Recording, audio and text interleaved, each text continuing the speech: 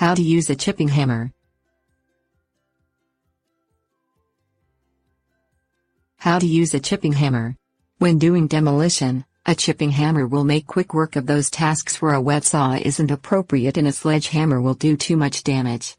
Chipping concrete for electrical installation, removing mortar and busting up tile are all made quicker and easier with this time-saving invention. Here is how to use a chipping hammer. Things you will need. Recommended safety equipment. Bit grease. Various chisels. Cleaning cloth. Read all the manufacturer's directions. It's imperative you know all about your specific chipping hammer to avoid personal injury and property damage. Use proper safety equipment. Chipping hammers throw debris and dust, and in the case of concrete demolition, caustic chemicals as well.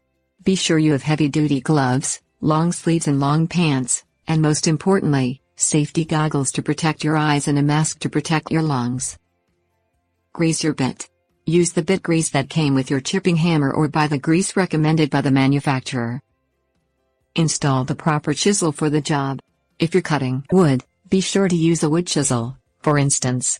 Also make sure the chisel is properly sized for the job. Use a smaller chisel for removing granite and a larger one for removing tile.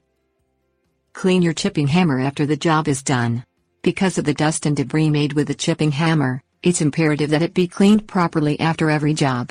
This gives your chipping hammer's motor the longest life possible.